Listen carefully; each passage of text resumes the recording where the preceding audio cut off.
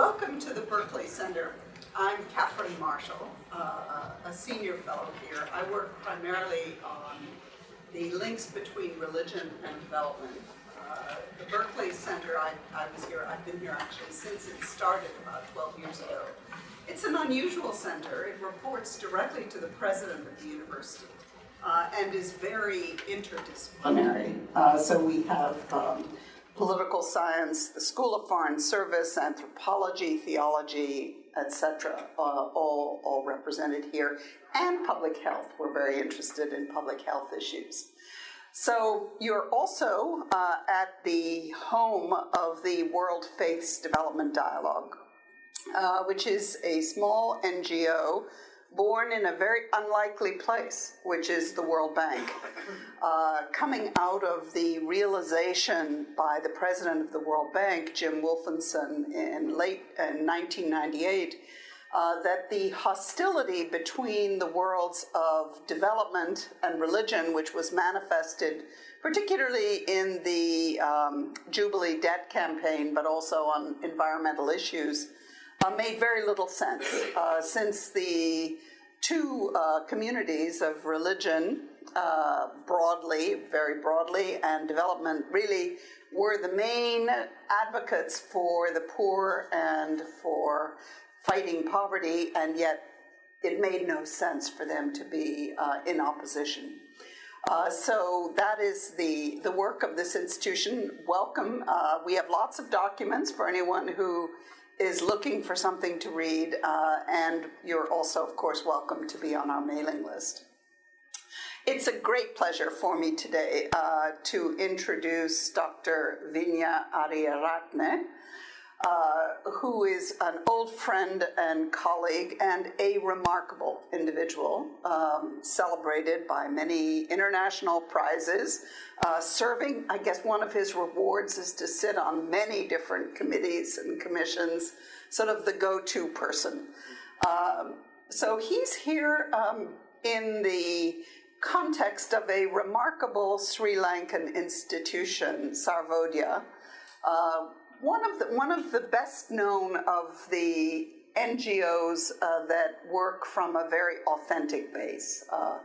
Our initial interest, and we first started working with Sarvodaya when I was still at the World Bank, was in the organization in its Buddhist and Gandhian values, which very deliberately have shaped its ethos from the very beginning. But we were also very interested in its very creative approaches to development issues and later to conflict, to disaster relief after the tsunami, to virtually any one of the dimensions that you could see reflected in the Sustainable Development Goals. So Sarvodaya has been a model, and it is also a model of one of the topics we were actually talking about yesterday, which is a very topical and central issue, or even two, which is the front lines. In other words, there is a sense that there are global approaches, intellectual, academic, etc., to the goals that we've set, but also to the challenges, but that it's far too difficult and far too rare to see the real experience that's coming from people working on the problems directly, and how does that feed in? And Sarvodaya, I think, is an outstanding example. So here's how we're going to do today. Dr. Vinya is going to speak, maybe 20 minutes, focusing particularly on the challenges today in Sri Lanka, but he may bring in some of the history of how he and Sarvodaya got there, which parenthetically on the Berkley Center website is an interview with Vinya, which essentially traces his trajectory and how he got where he is today. So I recommend it. Then Susan Hayward, who is both Georgetown, she's now well into her PhD, but she also has headed and has inspired and led the religion department at the U.S. Institute of Peace for many years, I would say. And she and I have also are co-conspirators. We worked together on a book on a topic on women, religion, and peace, which gives you some clue as to some of our perspective. So Susan will comment and bring her own extensive experience in working both with Sri Lanka, with Buddhism, and particularly since she's focused on Myanmar, perhaps on some of the links that people are concerned about with what's happening in that sub-region. And then we'll open it up and have a chance for conversations. The event is being recorded. You can see the camera there. And they will capture what is said here, and it will be on the website, so that several people who wanted to be here but couldn't will have the chance to participate. So let's welcome Dr. Vinya Ariyaratne. Thank you, Catherine, for that nice introduction. Ayubowan, which is may you live long in our Sri Lankan Sinhala language. I'm deeply honored to be here at Berkley Center today. I have had a long relationship, as Catherine mentioned, with Catherine as well as with some of the work on the center. And so today I thought I would very briefly share with you.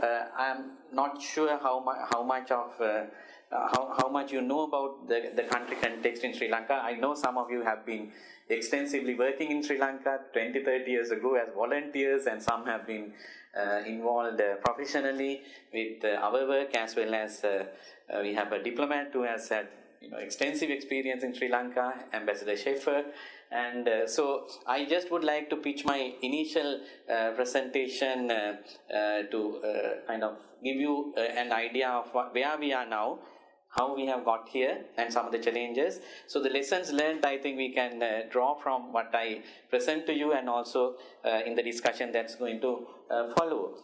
So for those of you who know very little about Sri Lanka, we are a small country with a mixed population, having ethnic groups belonging to different communities, and a multi-religious country where, of course, the Buddhists are the majority. So if you look at the conflict, because the broader context in which I'm making my presentation is the conflict and where the country is now. So the roots of the conflict, or even the solution to the conflict can be dated back to pre-colonial time, and we were under the colonial rule for nearly 400 years, and then we gained independence after about 140 years of British rule in 1948. And as a nation, I must confess that we have not been able to find a system of governance that would unite the country, and that could have prevented a bloody war which lasted for nearly 3 decades, 26 years, which started the violent phases starting in 1983. So the war came to an end in 2009, May 2009, and we had a period, intervening period between 2009 and 2015. I distinguish that period from what has happened after January 2015, because there has been a change in the government and a lot of things have changed since then. So the conflict, if you trace back in the history, starting from the early parts of the century and to 2019, with different forms of manifestation of the conflict, from violent to non-violent, but tensions rising between communities. And this is in this context that the Sarvodaya Movement was born in 1958, exactly 60 years ago. And as Catherine mentioned, the founder and the pioneers of the movement were very much inspired by the Buddhist and Gandhian thinking.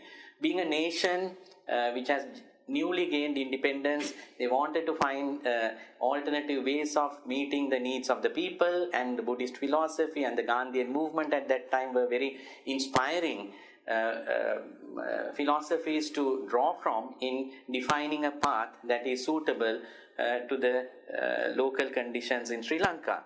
So the name Sarvodaya was coined by Mahatma Gandhi. So the literal meaning is awakening of all. And the Buddhist approach to meeting the needs of people by sharing what we call dana was given a new meaning by the founders and termed it Shramadana. Shrama means labor, sharing labor is Shramadana, but we broaden the concept of not just sharing your labor but also your intellect, your time and your compassion with everybody in the community, and that was the cornerstone in which the entire movement's activities, the development model was built. So it was a very holistic philosophy where we thought development should be not just about economic development or social development, but it should encompass spiritual, moral and cultural development as well. So from the very beginning of the movement, the spiritual dimension was very much an integral part of its work. And also it was very universal in terms of its approach. Starting with the individual, we have to look at the family, the needs of the family, then the needs of the community, whether they are rural or urban communities, and then looking at the country as a whole, and also looking globally that we need to awaken ourselves. So it was a very broad philosophy. So since 1958, the movement has evolved from a very small beginning of this group of students and teachers who went to a very backward, so-called economically backward village, and also a community which was considered low caste in 1958, and started development work on this philosophy, and then continued to work as a completely voluntary movement for 20 long years. And in 1970s, it got a kind of organizational form and evolved to become a large organization supporting this movement with a complex organizational structure with 12 legal independent bodies specializing in different aspects of development. So we are celebrating our 60th anniversary. This year in December we are going to have a big function, and this is also kind of build up to that, and we want to celebrate the 60th anniversary also with our friends in United States, because for the last 30 years an entity known as Sarvodaya USA, started by Dr. Andy Mason's father 30 years ago, is a small entity supporting our work back in Sri Lanka. So we thought that it's most appropriate that we have a few events in DC while I'm here this week to celebrate the 60th anniversary as well. So, but the philosophy was very simple.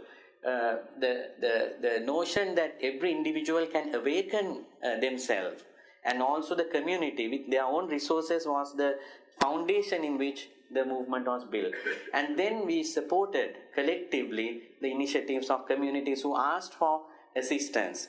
So with that, we developed a certain model. I will not go into the model itself, it's all in our website also, but it was a gradual process of development with the community, starting with changing the mindset together, changing the consciousness, then evolving organizational structures within the community in the form of a community organization, and then that organization is run democratically through a constitution, and we get them legally incorporated under the law of Sri Lanka, and then they start having economic programs. So it's a very integrated, holistic model which has evolved through practice. We didn't start with the model and then started implementing in the community, but this evolved as an integrated model. An average time for a community to go through this process may be 3 to 5 years. So over the years we have reached about 15,000 villages, and we have evolved a supporting structure, organizational structure specialized with specialized units. Some are specializing in community health, some are specializing in microfinance, some are specializing in legal aid to support this work in these 15,000 communities in the country. By the way, Sri Lanka has about 38,000 villages, so we have a presence in about 2/3 of the villages, and this is over a period of 60 years. It's not that every community is at an advanced level of development, no, but they are in the process of going through this integrated development process. So we try to fulfill what we call the 10 basic human needs of a community. through community action. So largely it is the local resources are mobilized, and also we of course got development assistance from formal institutions, bilateral donors including USAID and also UN agencies and private foundations. But always the external assistance was to complement what was being done by the communities themselves. So their self-reliance was not undermined, and we were not making them dependent. So at the moment we have a presence throughout the country, and in every district we have 25 administrative districts in Sri Lanka. We have a small team of paid full-time workers supported by hundreds and thousands of volunteers. So this is a network and an infrastructure which is parallel to the government, and we have the outreach to the remotest areas of Sri Lanka. So the movement has evolved with lot of challenges over a period of, I have marked up to 2008, because that's the time we celebrated the 50th anniversary and embarked on a different path, because by then Sri Lanka had become a middle income country. So we needed, we didn't have to deliver all the kind of basic services that we were delivering to the services, because the government now has the capability, government has the money, and it should have been that the communities demand those services from the government and we make the linkages. So there was a 50th anniversary was a departing point for us. So we have those 12 separate legal entities, and now I would like to directly go into the main part of my presentation. That is, as you all probably know, Sri Lanka had a war. The violent phase started in 1983 and it escalated, and at different times we have had ceasefire, cessation of hostilities, and where the government tried to negotiate with the separatist group, but all ceasefires failed. Longest had been the ceasefire signed in 2001 after there was a government change. However, the war restarted in 2006 and ended in 2009 May. So the impact, anywhere between 60,000 to 100,000 lives were lost, largely civilians. These also contested. Then service personnel, more than 23,000 were killed and about 60,000 wounded, and 27,000 LTT cadres, who are also young people who belong to Sri Lanka. They are our own young generation. They also died, and there are about 12,000 who were cadres who were captured. Some of them were underaged soldiers, and there was a huge impact on the economy. But the most important thing is the war came to an end through military means, not like in Northern Ireland through a peace treaty. So this is a significant element in the end of the war. So the impact of the war, of course, the theatre of the war was mainly in the north and the east, but it had an impact throughout the country, although geographically and socially the impact had been uneven in different parts of the country. Current status, we are now 9 years since the war ended, and significant progress has been made with regard to infrastructure development, people being resettled, and however there is slow progress towards addressing the root causes that led to the war. So therefore I can say that we are a country, we are a post-war country, but not a post-conflict country as yet, because we have not addressed some of the root causes of the conflict. There was a change in the government in 2005 after 10 years of rule by the previous president, who was giving the leadership to end the war. And since 2015 we have seen a lot of positive developments with regard to reconciliation, but they are still inadequate in my opinion, and we need to go a very, very long way before we can have sustainable peace in Sri Lanka. So our approach, what is Sarvodaya's approach towards reconciliation? We have had disasters in Sri Lanka, both what we call human-made, man-made disasters as well as natural disasters. So Sarvodaya has a national voluntary organization, national civil society organization with a huge volunteer network, have always been mobilized to assist whenever there were disasters in Sri Lanka. So we adopted what we call a 5R approach. First is of course the relief. You have to go to the places where the disaster happened and immediately respond to the needs of the people. Then you try to when the situation stabilizes, you try to, create some normalcy by resettling, having some permanent structures and so on. Then, of course, the reconstruction phase, and then what we call reconciliation, that's the healing that has to happen. Even during the tsunami of 2004, there was terrible trauma. So the nature of trauma is different from a natural disaster to a armed conflict, but still you have to address that. And then as a nation, how do we reconcile? Then finally, how do we reawaken ourselves? How do you put ourselves in the path of sustainable development? So this is the model that we have been following. So we have tried at every stage of this conflict. We were leading the humanitarian effort. So we built our credibility to intervene even at a political level through our action at the community level. So that is the advantage that Sarvodaya had. While working on the ground, we had the legitimacy, we could have then the mandate to be able to speak out on the issues that the different communities in Sri Lanka were facing. So we maintained strict neutrality during the course of the war. So even at the height of the war, LTT did not obstruct our work, the government forces did not obstruct our work, until of course the official sort of request was made for all organizations, including the international NGOs and the ICRC, to leave the war, the last area of the war. We were there. And all were local workers. We never planted the expatriates or Colombo, leaders from Colombo to work in those areas. So it's a movement which evolved through this type of mobilization over the years. So now we of course have an analysis on this situation. War is only one element of the kind of violence we see in our society.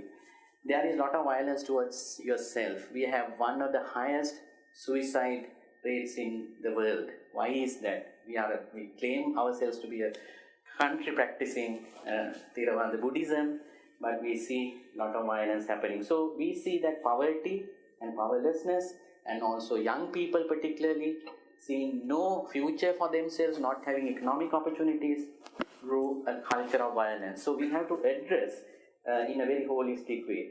So we thought our approach should be threefold. One is that we have to address the conflict at the level of consciousness. What we mean by consciousness is how we think about ourselves, our identity, our spiritual lives, our interactions with others. We speak different languages in Sri Lanka. Communities don't have much interaction because they don't learn the other language. I as a Sinhalese, I can probably communicate with a Tamil patient in a basic way, make a diagnosis and give treatment, but I can't express myself fully in Tamil. And I never learned Tamil, but 30 years later, both my children had to learn Tamil. So things changed in a positive direction, but it was too late. So from that negative consciousness to lack of opportunities for young people in terms of pursuing a career, pursuing economic opportunities. So that was a big problem. So how do we address the economic dimension?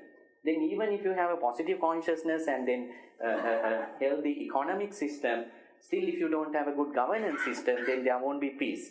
So we try to work in all these three spheres in a coordinated manner during the war as well as after the conflict. So when there was a long period of cessation of hostilities, we were able to actually try out some of the most creative things to really sustain peace in Sri Lanka. One was, of course, mass mobilization of people in peace meditations throughout the country. When there was also fighting, we believe that that level of consciousness, having some energy to impact the war, would really help in the peace process.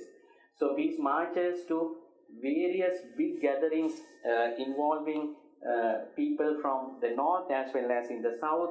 So this, and even in Colombo, to demonstrate that there is mass support for peace, we brought about 200,000 people, and they all participated in this type of programs. So it was really to bridge the hearts and minds of people who were kept apart because of the war for 2 decades. So when people were talking about a political solution for our conflict, we were talking about a threefold solution. One is the consciousness solution, economic solution, and of course the political solution. So we have had a lot of practical activities on the ground to really, on one hand, bring different communities together, religious dialogues, language learning programs, fast-track interactions with youth, and so on, and also somehow addressing the economic determinants from whatever the resources we had, while pressing the government to offer more economic opportunities for young people.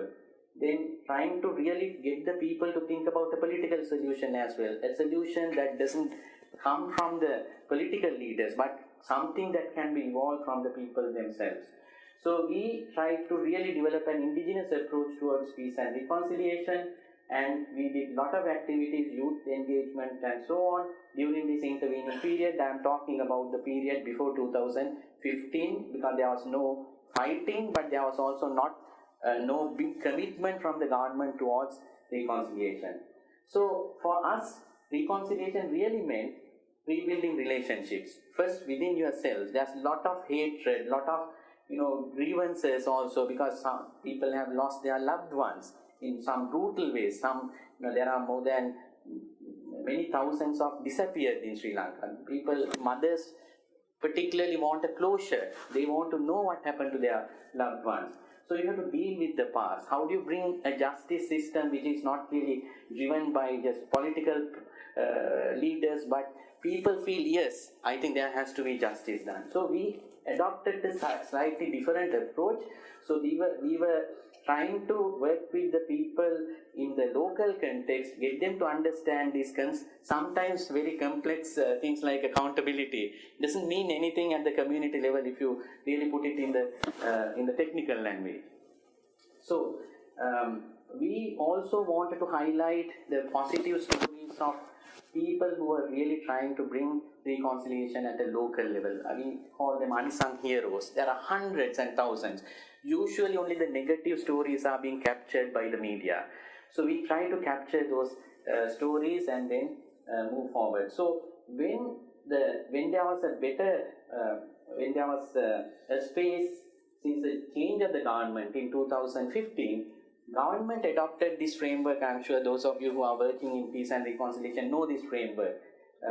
The four pillars of reconciliation: truth, reparation, justice, and guarantee of non-recurrence. So we try to fit it into our framework. What is truth? Here it's psycho-social reconciliation. You have to know what happened in very plain language.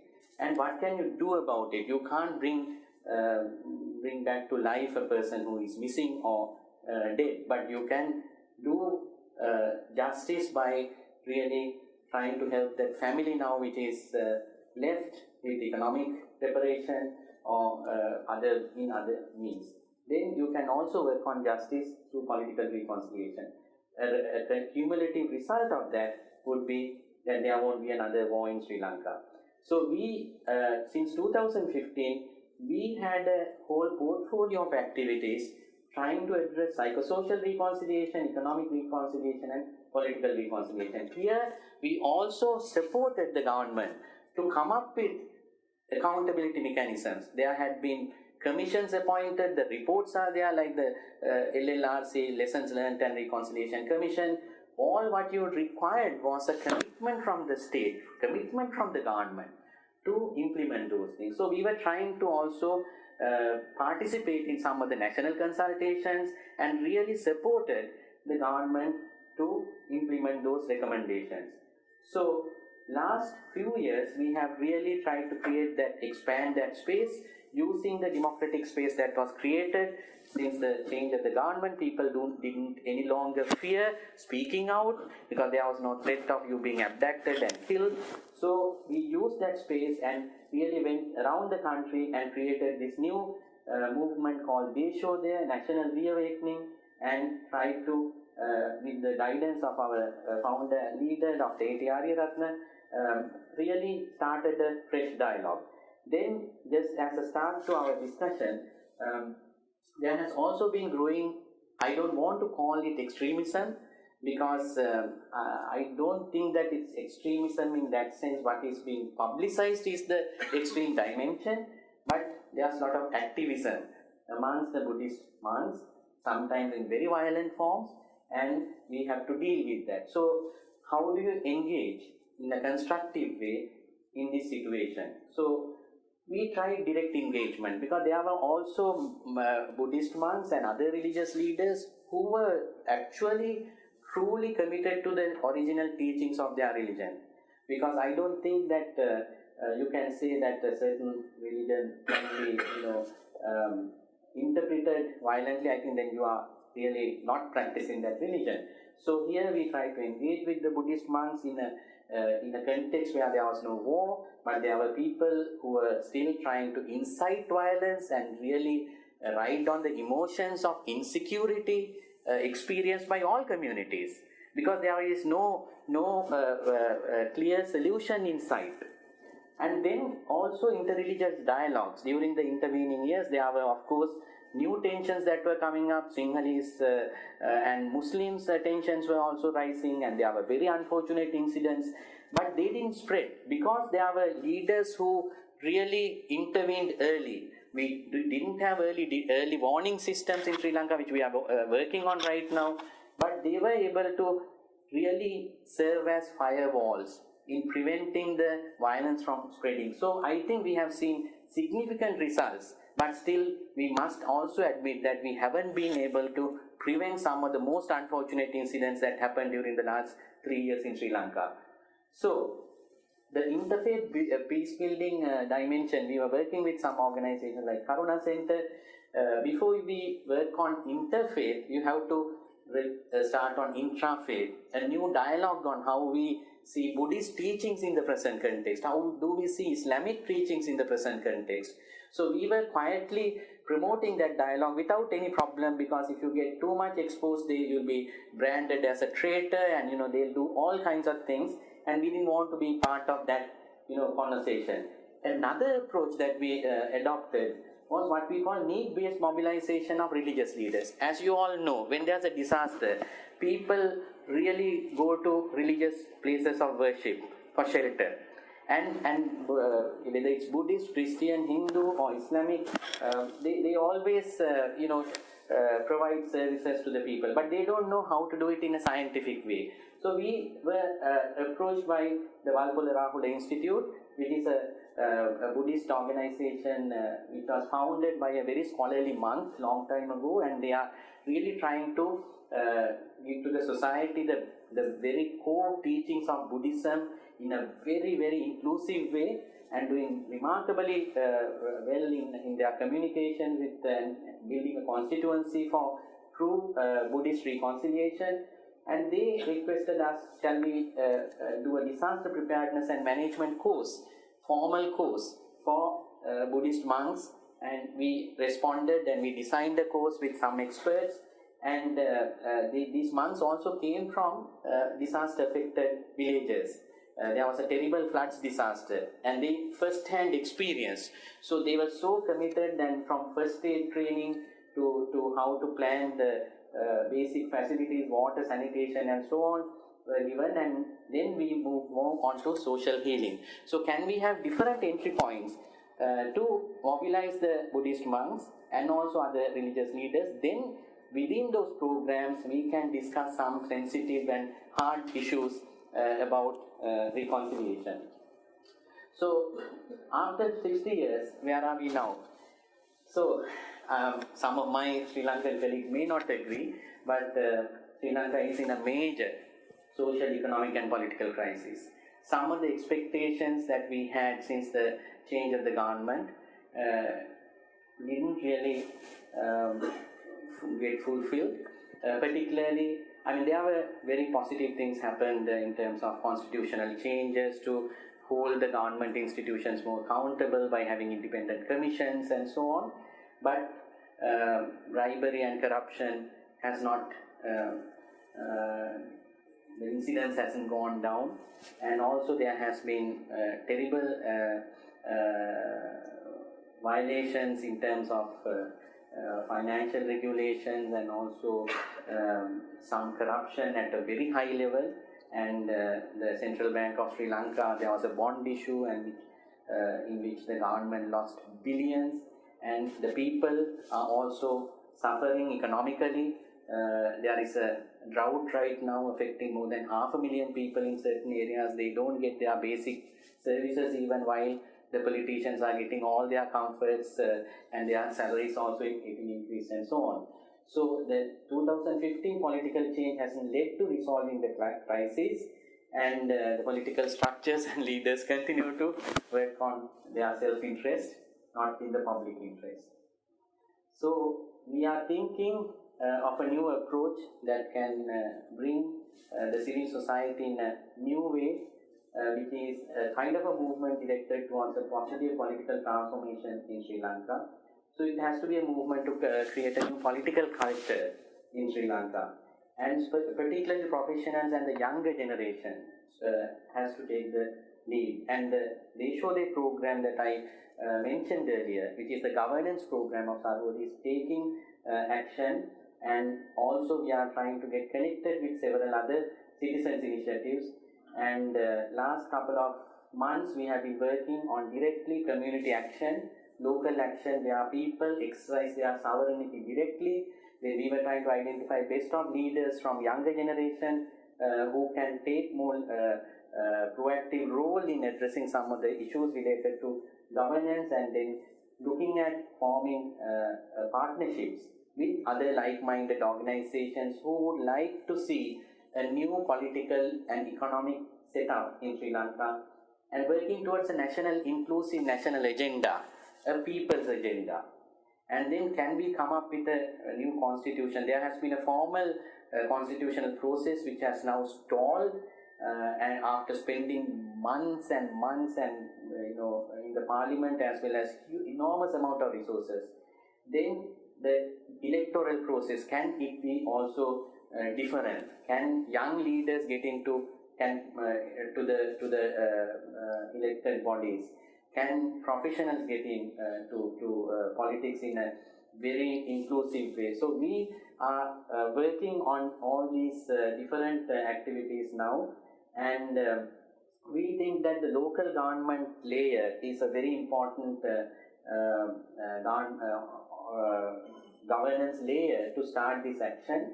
So we are at the moment concentrating on local government bodies to set up citizens watchdog, what we call shadow local government authorities, where we have had a local government election very recently, and it was held in a new electoral system based on wards, that each ward, which is about population of about 2,000, 3,000 people, will have a representative. So you can hold that representative accountable to your own community. But people are not exercising their right.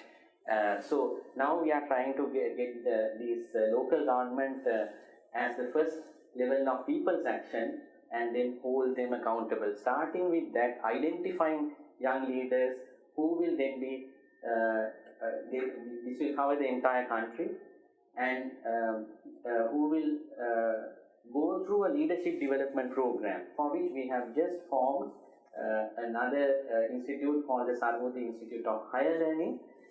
We would like it to be a university in the future. We have a beautiful campus, but the whole pedagogic model is very different. It's not going to be a university where the students will just follow courses to get a certificate, but the entire learning, or most of the learning, will happen in the community, based on community needs, working with the community to find solutions to their problems. Instead of a panel of professors finally interviewing and giving the degree, the community will interview the student, and they will judge whether the student has successfully found a solution to their problems, and that kind of model. So we need the new leadership for Sri Lanka, and we are very hopeful that we can, this institute can bring together these different elements of consciousness, economics and power. So we have worked out 16 different areas of learning, experiential learning, based on which we'll be developing the educational programs. So that's the overview, and I'll be very happy to answer any of your questions. Thank you.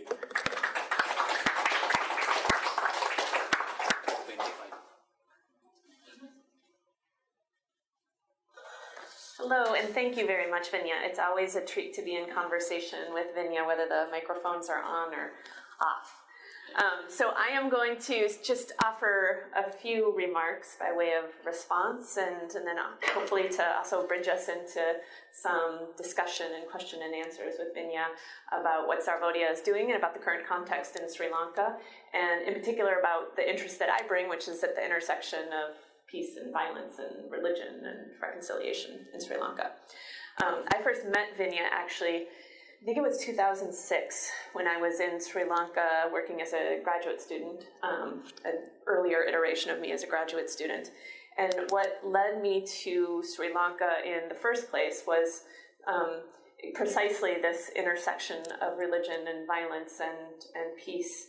And Sri Lanka in particular lured me in, I think, for some of the same reasons that you might be interested in Sri Lanka that brought you to this context, which is trying to make sense of the relationship between Buddhism and the state, and Buddhism and exclusionary politics, and Buddhism and what appeared to be the legitimation of violence in Sri Lanka. It was curious to me as well, as somebody who is studying this as a global phenomenon, because for me it presented a counter-argument or counterexample to the common narratives that you hear in this field that are simplistic, that link monotheistic traditions as more prone to political manipulation and violence, and the dharmic faiths as peaceful, and any example of that is just an aberration of the norm. And so I was lured to Sri Lanka because I anticipated that the relationship between religion, state, violence, peace is far more complex than just about the content or the substance or the ideologies of different religious traditions.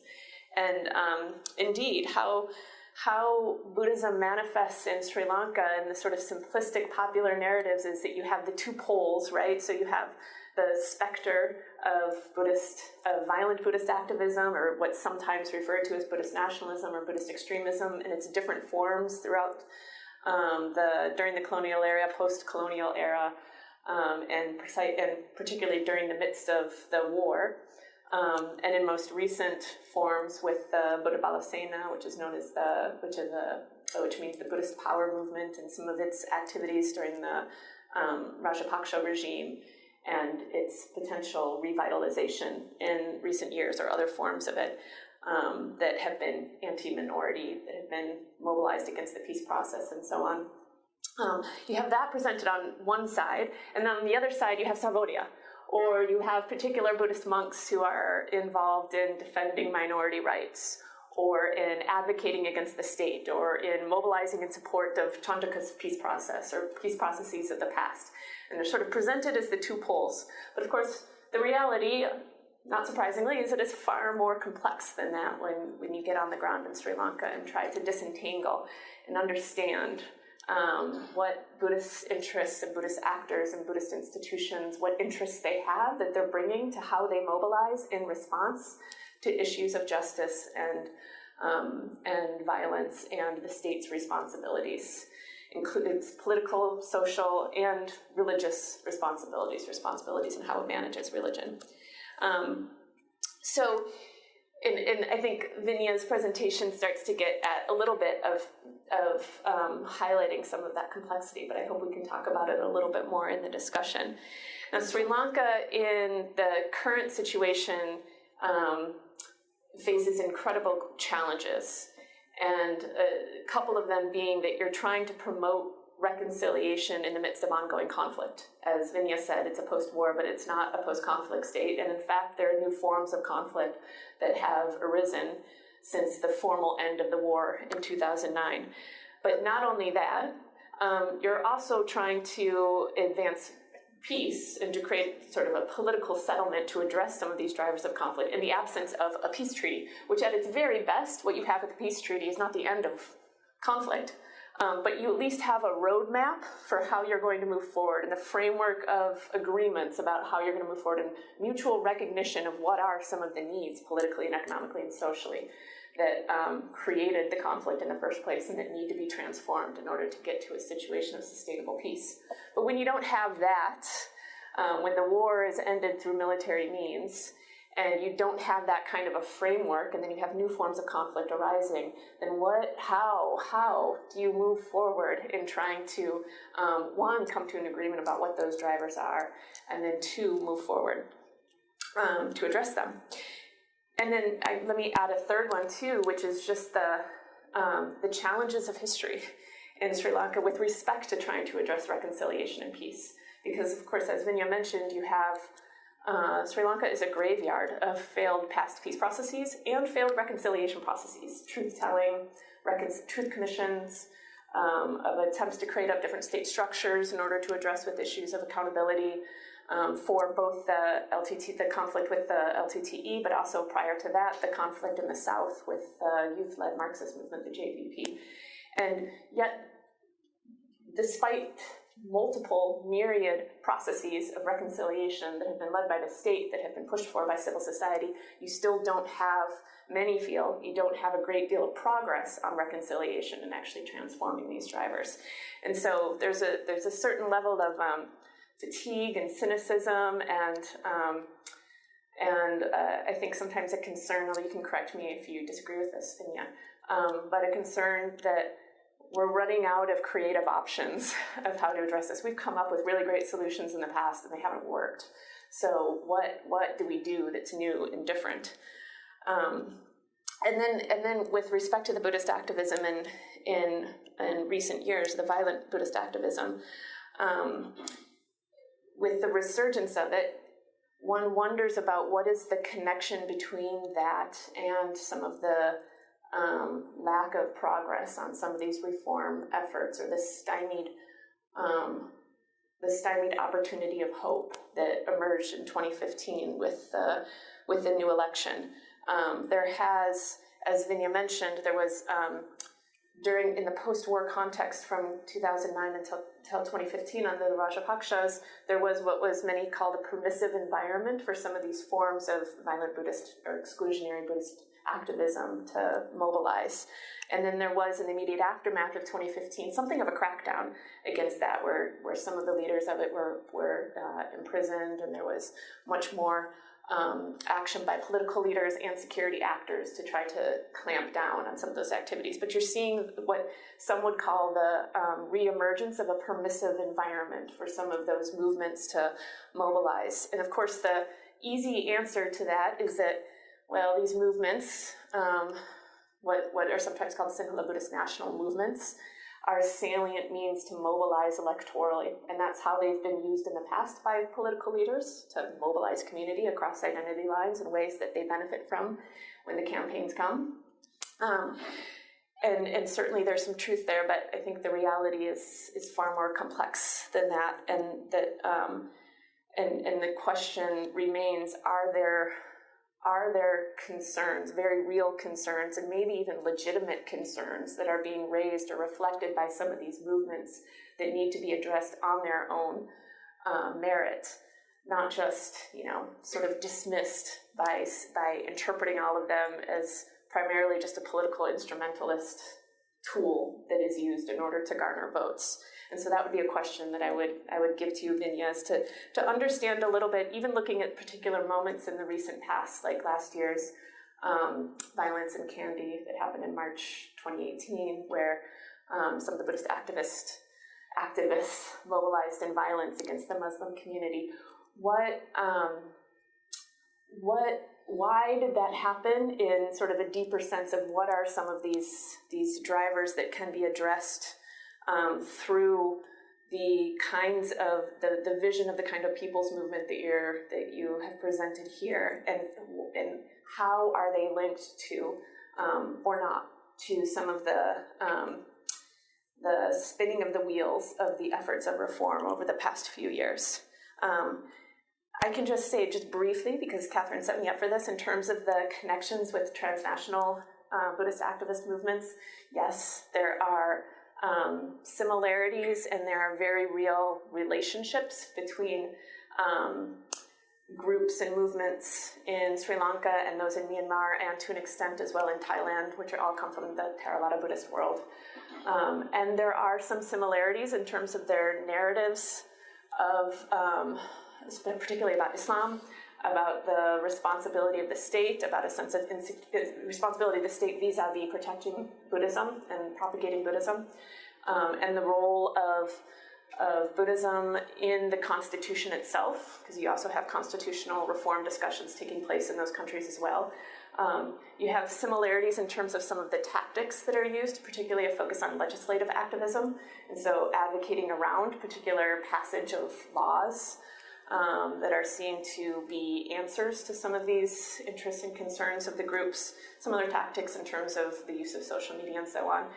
But I also wouldn't want to overstate the ways in which these movements are feeding into and mutually driving one another, and the transnational, a sense of a transnational movement as such. There are certainly relationships between them, but they also are mobilizing. There's a lot of differences in the ways in which they mobilize and the interests that they bring, and there's not a whole lot of kind of thick relationship, I think, between the different movements. Just a couple figures here and there who are kind of egging each other on in a way, or learning from each other. One thing that I think is really remarkable about Sarvodaya, and you've seen it here, is the way in which it really brings a holistic approach to addressing some of these issues that bridges a lot of the traditional silos that we face in this field, right? So looking at the connection between the material and the spiritual, and understanding how they can mutually support and drive one another in positive ways, in ways of social progress, or in less positive ways. Bringing together the development and the peace and the nexus between the two issues of governance and at a state level, and kind of social relationships at a more local level. And I think that it reflects as well, of course, Buddhist teachings in a way, right, of codependent origination, and the ways in which these different factors mutually support and drive one another, and you can't address these issues in a linear way. First we do development, then we do peace, or we do peace, and then that leads to development. First we address the state issues, and then the social issues, or we do the social issues, and then that will lead like top down or bottom up. But recognizing that all of these need to be, they're mutually constitutive, and they need to be addressed together in parallel, and they will mutually drive one another. The big question for me as I look to your vision of what you want to move forward with, Vinya, in creating a people's movement, it's incredibly important because, as we know, there has been a lot of inter-ethnic and inter-relationship movement building in the past, or activities that have bridged communities. And in many places there have long been very healthy relationships between different caste, religious, ethnic, gendered communities that have remained resilient even in the midst of all of this, or there has been sort of the reparation of some of those relationships. But oftentimes that work to bridge horizontally has not translated into a transformation of the vertical relationship of the state itself, and the ways in which the state acts so as to fragment society. And so the big question I have for you is, how will this people's movement operate differently from the attempts in the past to create similar kinds of local people-led movements to promote reconciliation, or to promote democratic governance, or to empower local governments? There were, especially during the Norwegian facilitated process between 2002 and 2006, there were a great deal of efforts to try to mobilize that kind of movement. What have we learned about why those fell apart when the state decided to go back to resume war?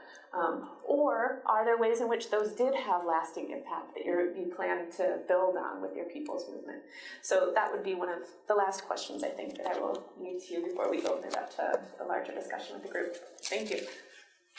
Thank you. Can I speak from here? I think you can hear, right? So it's very tough. But I'll start with the big question, the last big question. It's not to really create a new people's movement. What we have noticed is that with the space that had been created from 2015, on one hand, there has been a disillusionment that the civil society mobilize itself and then support a cause, not a candidate, a cause. This is the direction in which our country should move forward. And that was the agenda then taken by the politicians, and then they affect a change. So once they are in power, then they don't deliver. So there is no point in creating another people's movement to convince them. So we have a bit of a challenging situation now, as you all know, unlike in the United States where I think from the voter population less than 50% vote for the president, right, electing the president. In Sri Lanka, it's always above 75 to even 80% of the people vote. Though people are poor, they feel that the right of franchise is such an important thing, and they exercise that. So here, people really believe in the electoral system. And the 2015 change, if you look at it, it was a bloodless kind of a revolution, because it was a very authoritarian regime, and then which was having a very iron fist in controlling media to so many things. So I think people really expected the new government, which was a coalition government. For the first time in the post-independent history of Sri Lanka, the two contending opposing parties came together and promised the people that they will deliver on certain things.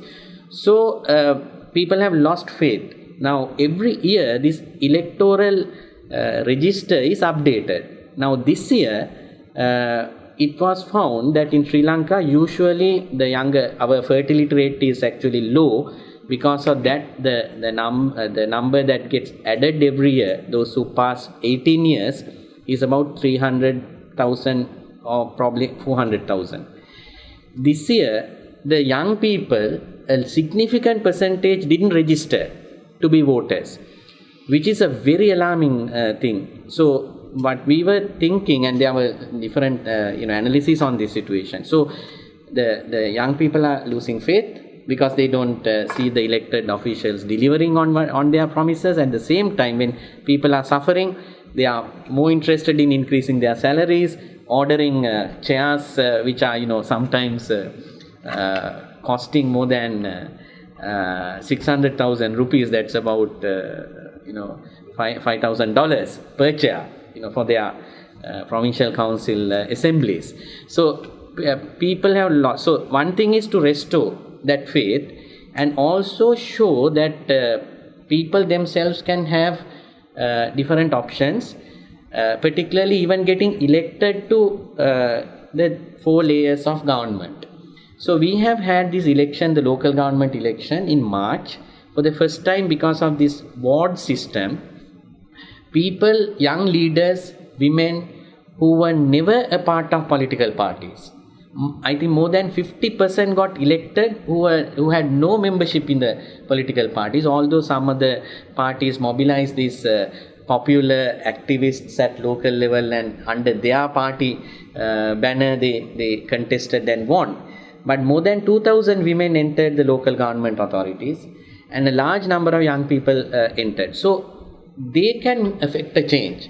So instead of waiting for the other traditional political parties and elected representatives to affect the change, now they can do them at the local government level. So that's the difference. But we need the people's mobilization to support them. So we would expect in the next election, parliamentary election even, can professionals and other truly community-based leaders, leaders of the ground, leaders of the soil, can they run and get elected on a common agenda? There has to be a roadmap for the country, which everybody can agree on. So that is where the conditions are now, being directed to. So that I think we only need to create the conditions, and there are a lot of dialogues happening. We don't have much access to formal media. One of the biggest challenges in Sri Lanka is that the media institutions, the government media is controlled by, of course, the ruling coalition parties, and they will only give voice to their political opinion. Then the private media channels are also aligned to different political parties. So people really don't have much voice in the mainstream media. But the social media is being used very effectively to give an alternative voice. Of course, it's also been abused, and we had during the riots in Kandy, even the Facebook was shut down, and the Facebook administrators had to come to Sri Lanka to negotiate with the government, and now a lot of these hate postings have been removed. But people are using social media very effectively. So what I see now is, in this gloomy situation, lot of new creative things are happening, and even for example the new complexities that have been brought to the discussion. For example, I am a Sinhalese, I am a Buddhist, and I think that Buddhism really offers many solutions to all the different challenges that we face in our lives, as well as in our economy even. And but the thing is, if you use that as a tool for electoral gains, then that definitely distorts the picture. And for example, now there is a certain there's a Buddhist monk who is now telling that Buddha was born in Sri Lanka. I'm just citing an example of how new complexity is being brought. Which is, in my opinion, totally absurd. It's not about whether the Buddha was born in Sri Lanka or India. It's the doctrine of the Dharma which is important, whether you follow that. Now there's division even amongst the Buddhists on that, but certain Buddhists who really would like to see that theory being proven, because they think that then you have more stature for the Buddhist community. So to answer your question about how can we then make these naturally occurring horizontal relationships that are built to affect a vertical integration, only way is through a political change where the people themselves have access and are also in control. So I would say that in that process, if we can have a very constructive and a healthy dialogue on constitutional reforms, a development agenda for the country, this is possible, it's happening, and I am very optimistic that by the time when there has to be a decision made on the form of government or form of leaders that we want to have in our country, this new alternative will emerge. I don't know exactly how, in what form, but it's not just an intuitive feeling, but from the evidence that we see now, the healthy discussions that are going on, nothing in short of that will solve our problem. Let's open it up for questions and discussion. Exactly what you're about to do. If you could introduce yourself before asking the question. I'm Teresita Schaefer. I was ambassador in Sri Lanka from 1992 to 1995. I now teach as an adjunct course in diplomacy at the School of Foreign Service. And I wanted to thank Dr. Vinya for his wonderful presentation. I knew his father when I was in Sri Lanka and had met him on an earlier occasion, so this is a real treat. I'm going to sound like somebody of very conventional thinking, but I think some of the conventional ideas have power and that you run a great risk if you ignore them.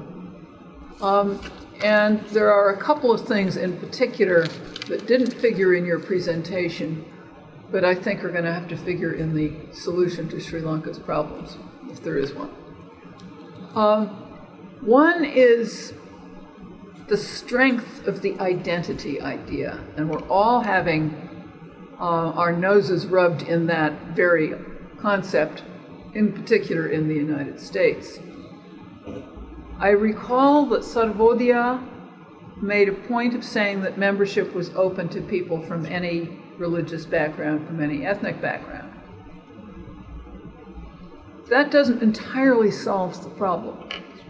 Because if you have the preponderance of your population saying, I am first and foremost a Sinhala Buddhist, or a Tamil that wants to consider that Sri Lankan Tamils are a nation, that's not going to be enough to give them a means of communicating. So how do you deal with that? Second and related question, it was my perception during my 3 years in Sri Lanka that everyone on that island felt like an oppressed minority. The Tamil community hated it when you referred to them as a minority, but they were, numerically, a minority in Sri Lanka. The Sinhala Buddhists would say, this is the only Sinhala Buddhist country in the world. And sitting next to us, there are all these other Tamils in India. Yeah. Again, how do you get past this idea that I am part of an oppressed minority and Andy is part of an oppressed minority, and we have to go at each other because of that? There's other things you could say. The sad thing is that Sri Lanka has done so many things right. Everybody can read. You're never out of sight of a health facility. But this political thing, they haven't ever quite been able to get right. Thank you, Tesi. Yes, I think I agree with you. The Sinhala Buddhists really feel threatened. They think that, we are a minority when you consider the bigger geographic region. We are a regional minority, and then every other community is trying to, get us. And also to make things worse, certain evidence is also been shown, say like the fertility differentials between different communities, that Muslims have a higher fertility rate, so we will be a minority in maybe 50 years or 60 years, which is a myth actually. Scientifically it cannot be, but you are right, and the people tried, and particularly the politicians strive on these identity opinions of communities. But I think now we have passed that stage and paid the huge price for that. Not that it's not there. I think, for example, in the Tamil community, overwhelming majority of the ordinary Tamil people do not want another war. They'll be the first to stand against a separatist movement. We know that's the situation on the ground. At the same time, even the younger generations, they are not hardened on this. They want a Sri Lankan identity. So there's a stronger voice now coming out. It's expressed in arts, expressed in music. That's the hope that I see, even though I don't now belong to the younger generation. But I work with these young people who don't have that kind of very exclusive Sinhala Buddhist isolationist kind of mindset. So there's a hope, but we have a long way to go. It has to be supported by the larger structures. That is where we are failing, because the politicians still strive on these differences. So I wouldn't say that. So Sarvodaya has been able to provide a platform. I don't think we are having membership in that sense. We don't. But our work itself is bringing people together, and also the workers themselves are belonging to all communities. The other thing that I would like to say is that if the state structures, particularly law and order, and if you can guarantee the rights of everyone under the say judicial system, then I think half of the problem is solved. Here we could see, though I think it's connected to one of the questions you raised, the violence we had in the past. Although it was very unfortunate, we could see the justice system operating, and because of that, again the confidence in the justice system was restored, and even some of the leading Buddhist monks, were imprisoned So, despite, of course, many appeals being made, but ordinary people didn't get to the streets and, demanded their release, because they all felt that, the rule of law has to be applied equally to every citizen in the country. So, I think that way I would say that if state structures can be strengthened and people demand accountability, this problem could be overcome. Why don't we take a few questions so we can and then, hear from as many people as possible. Sally. Yeah, Sally King. I'm teaching part-time at Department of Theology here at Georgetown. I wanted to ask, it sounds like the organization's direction and also public face, from what you say, seems to be shifting more in the direction of political work. And I'm wondering how that affects the sort of established, if my perception is correct, established face of Sarvodaya as such a unifying organization that represents everyone and brings people together. And by definition, politics tends to be rather oppositional. And I've heard you speaking about, working on political issues through dialogue and this kind of thing, so still trying to bring people together, but it must be clear that you favor certain politicians and aren't so fond of other politicians. So I just wonder how you work with this apparent necessity to work on these political issues as some of the root causes of all the problems, and yet at the same time to represent unity. Yeah. Yes. Others? Matt? Yeah, so I'm Matt Regan. I'm a PhD student at Maryland. So I'm actually interested in framing the movement as a Buddhist movement. So a lot of the program reminded me of this Thai movement, somewhat defunct now, called Santiaso, that had a very community-centered development model. Their big movement was Sama development, right development. But at the same time, they had religious positions that made them put them into conflict with the religious authorities, and eventually a lot of the Sangha who worked with them were defrocked and ruled invalid ordinations and all these things. So what's the position, I guess, of the movement within the Sri Lankan religious authority, the Mahanayakas and everything? Is this sort of a, you do your thing, we'll do our thing, it's not a totally religious organization, just religious people doing it? Or is there a more complex dynamic? Right. Did you have a question as well? Yeah, hi, my name is Johan Sandrath, and I'm Sri Lankan. I work at the World Bank, and I was formerly an alum at the Georgetown University School of Foreign Service. Thank you, Dr. Vinya, for that lecture. I really appreciated it. My question is regarding Buddhism and the fact that in Sri Lanka, the emphasis is on the rites as opposed to the metaphysical examination of the teachings. So drawing from my own life, when I was in Sri Lanka, before like any major exam, my mom took me to the temple and we did the pujas, and I had the strings, attached and all of that. And then I come to America, and then I take a class on Buddhism, Taoism, and Confucianism, and that is the first time that I had the chance, ironically, to examine the Buddhist texts in detail and realize what a gold mine it was, not just in terms of a religion, but providing me with the ammunition to do better in my professional life and my academic career, and how the whole notion of identity is anathema to Buddhism, right? The premise of it is that the notion of identity in itself is the major stumbling block. So, why I'm confused is that we claim to be this Buddhist country, and it's uphold in its most sacrosanct form, but when I go to these Buddhist sermons back in Sri Lanka, none of the major Buddhist monks spoke about Buddhism in this manner. There was never an examination of the metaphysical dimension of Buddhism. Everything was either rites-based or on a very materialistic, very simplistic approach to things. And can you explain why this is? And secondly, why the Nikayas, who are the Buddhist, the top echelons of the Buddhist clergy, have been reluctant to push the religious establishment in that direction. Could you explain in that regard? And I also found it really startling that after the Kandy violence, that the Buddhist authorities, they didn't release, they didn't, give a communication explicitly denouncing what happened in Kandy. They didn't. And that was absolutely shocking to me.